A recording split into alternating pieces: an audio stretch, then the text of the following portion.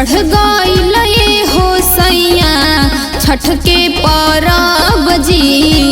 किन दीना साड़ी एगो ललका पियर जी। मने डिमांड शुरू कर दिलू। ए राजा जी सुनी बोला। चढ़ गइल हो सैया छठ के परब जी। किन दीना साड़ी एगो ललका पियर जी। अरे छठी घाटे जाइब हम दौरा उठाई के।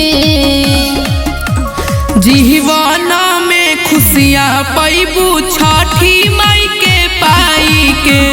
सभे लोग गावताटे गीतिया छठी माई के। सभे लोग गावताटे म्यूजिक बाय तरुवा चौहान। गीतिया छठी माई के।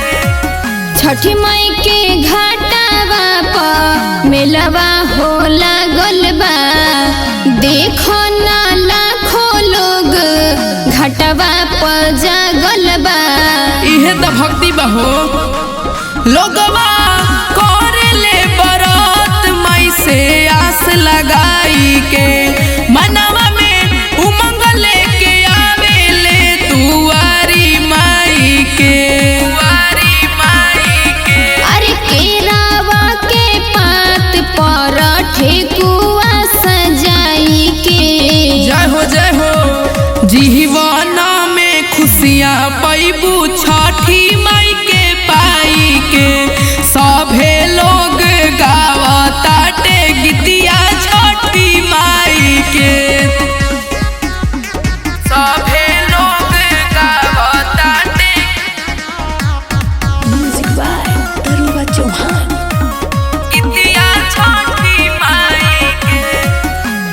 जब भोरे में कोयलिया आवाज करेले लागे सूरज देव से भोरे में पुकार करेले।